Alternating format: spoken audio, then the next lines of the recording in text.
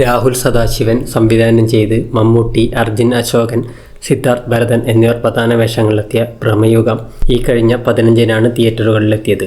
ഒരു black and white ഫോർമാറ്റിലൊരുങ്ങിയ പരീക്ഷണ ചിത്രമായിരുന്നിട്ട് കൂടി മികച്ച പ്രതികരണമാണ് പ്രേക്ഷകരുടെ ഭാഗത്തു നിന്നും ചിത്രത്തിന് ലഭിക്കുന്നത്.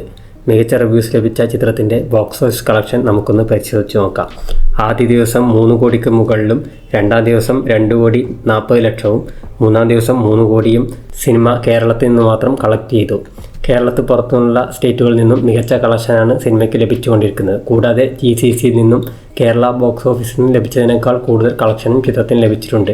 അങ്ങനെ നോക്കുകയാണെങ്കിൽ ഞായറാഴ്ചത്തെ കളക്ഷൻ കൂടി എടുക്കുമ്പോൾ ചിത്രത്തിൻ്റെ ആഗോള ബോക്സ് ഓഫീസ് കളക്ഷൻ 30 കോടിക്ക് മുകളിൽ വരും എന്ന് ഏതാണ്ട് ഉറപ്പായിട്ടുണ്ട്. അതേസമയം കഴിഞ്ഞയാഴ്ച റിലീസിനെത്തിയ ഗിരീഷ് ഷെഡി സംവിധാനം ചെയ്ത് നസ്ലിൻ, മമിത ബൈജു തുടങ്ങിയവർ പ്രധാന വേഷങ്ങളിലെത്തിയ പ്രേമലുവും മികച്ച ബോക്സ് ഓഫീസ് കളക്ഷനുമായി മുന്നേറുകയാണ്. പ്രേമയുഗത്തിന് മികച്ച കളക്ഷൻ ലഭിക്കുമ്പോൾ തന്നെ പ്രേമലുവിൻ്റെ കളക്ഷനും ഒട്ടും പിന്നോട്ട് പോയിട്ടില്ല. ചിത്രം അതിൻ്റെ 9-ാം ദിവസം 2,90,00,000 രൂപയാണ് കേരള ബോക്സ് ഓഫീസിൽ നിന്ന് മാത്രമായി കളക്ട് ചെയ്തത്.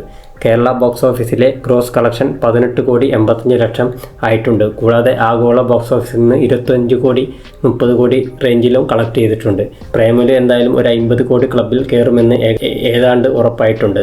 എന്തായാലും വരും ദിവസങ്ങളിൽ 2 സിനിമയുടെയും ബോക്സ് ഓഫീസ് കളക്ഷൻ എങ്ങനെ പോകുമെന്ന് കണ്ടു തന്നെ അറിയാം. കൂടുതൽ ബോക്സ് ഓഫീസ് കളക്ഷൻ റിപ്പോർട്ടുകൾക്കുമായി വീണ്ടും കാണാം.